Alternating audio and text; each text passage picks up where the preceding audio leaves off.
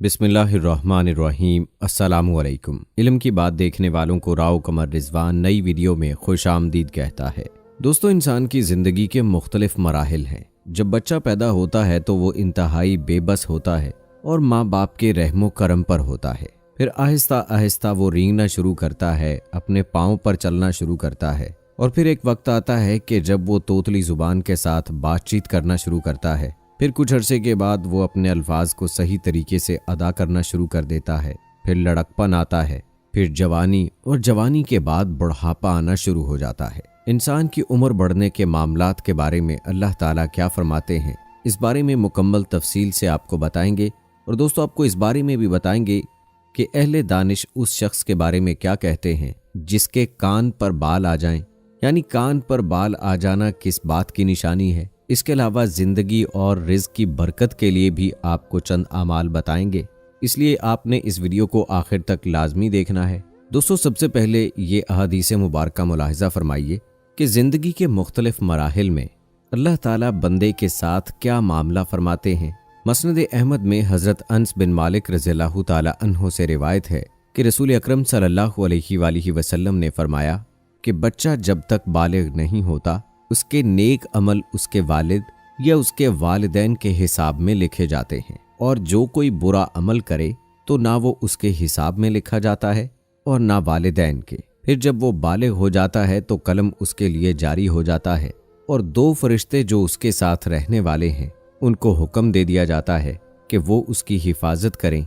और कुव्वते बाहम पहुँचाएं। जब हालत इस्लाम में इंसान 40 साल की उम्र को पहुँच जाता है तो अल्लाह ताला उसे 3 किस्म की बीमारियों, जुनून, जज़ाम और बर्स से महफूज फरमा देते हैं। जब 50 साल की उम्र को पहुंचता है तो अल्लाह ताला उसका हिसाब हल्का कर देते हैं। जब 60 साल को पहुंचता है तो अल्लाह ताला अपनी तरफ रजू की तौफीक अता फरमा देते हैं। जब 70 साल को पहुंचता है तो सब आसमान वाले उससे मोहब्बत करने लगते हैं, और जब 80 साल को पहुंचता है तो अल्लाह ताला उसके हसनात को लिखते हैं और सही आत को माफ़ फरमा देते हैं।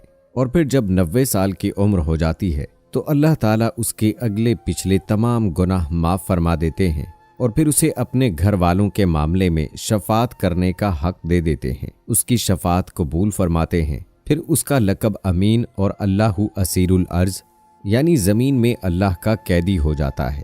चूँकि इस उम्र में पहुँचकर इंसान की अमूमन कुव्वत ख़त्म हो जाती है, किसी चीज़ में लज्जत नहीं रहती, कैदी की तरह उम्र गुजारता है, तो उसके वो अमाल नामा अमाल में लिखे जाते हैं जो वो अपनी सेहत व कुव्वत के ज़माने में किया करता था। अगर उससे कोई गुनाह हो जाता है तो वो लिखा नहीं जाता।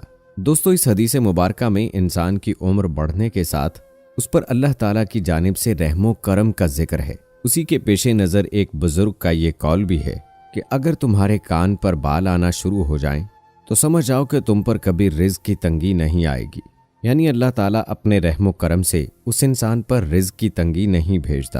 अलबत्ता ये ज़रूरी है कि इंसान अपने रिज़्क में बरकत के लिए ऐसे आमाल करता रहे जो रिज़्क में बरकत का बायस हैं। कुरान और अहादीस की रोशनी में चंद आमाल आपको बताते हैं।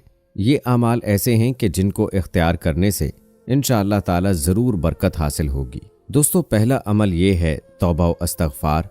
कुरान मजीद में कई जगह पर तौबा व इस्तग़फ़ार के ज़रिए रिज़्क में बरकत और दौलत में फरावानी का जिक्र है। हज़रत नूह अलैहिस्सलाम का कौल नकल किया गया, मैंने उन यानी अपनी कौम से कहा, अपने रब से माफ़ी मांगो, बिलाशुबा वो बड़ा बख्शने वाला है, वो तुम पर खूब बारिश बरसाएगा, तुम्हें मालो औलाद की फरावानी बख्शेगा, तुम्हारे लिए बाग पैदा करेगा और नहरें जारी कर देगा।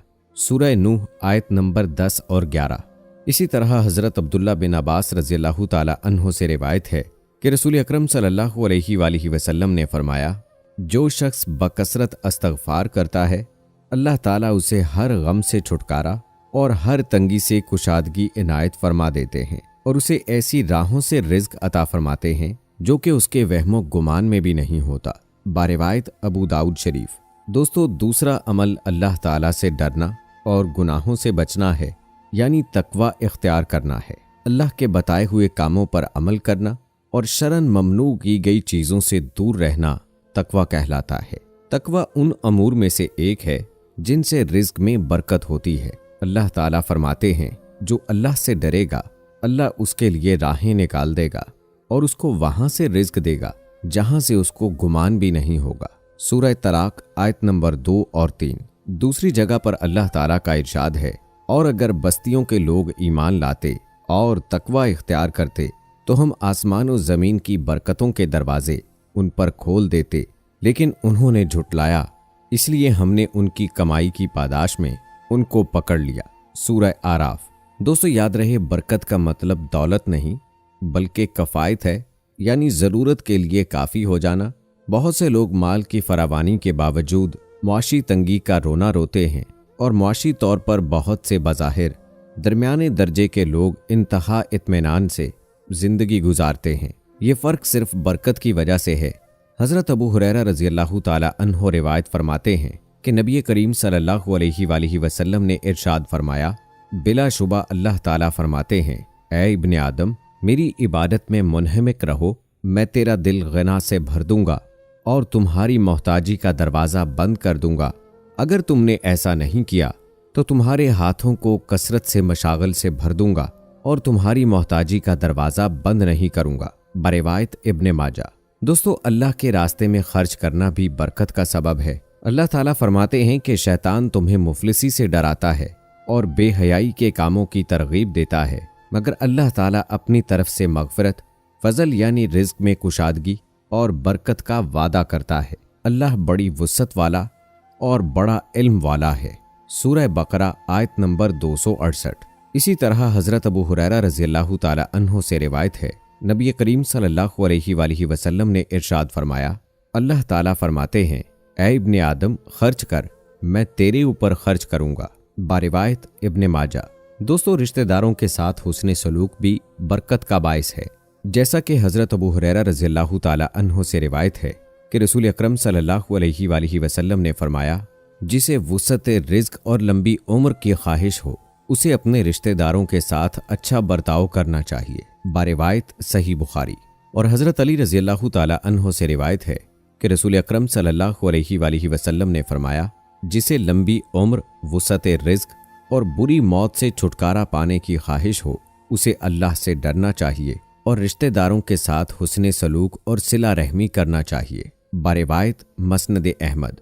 امید کرتے ہیں دوستوں کہ ہماری آج کی یہ ویڈیو آپ کو پسند آئی ہوگی۔ اس حوالے سے آپ اپنی رائے کا اظہار کمنٹ باکس میں لازمی کیجیے گا۔ اگر آپ نے ابھی تک ہمارا چینل علم کی بات سبسکرائب نہیں کیا ہے تو ابھی سبسکرائب کر لیں، ساتھ میں بیل نوٹیفیکیشن کو ضرور آن کر لیجیے گا تاکہ لیٹسٹ اپلوڈ ہونے والی ویڈیوز آپ تک بر وقت پہنچتی رہیں۔ ویڈیو کو لائک کریں، شیئر کریں اپنے دوستوں کے ساتھ۔ ملتے ہیں اگلی ویڈیو میں، مجھے دیں اجازت۔ اللہ حافظ۔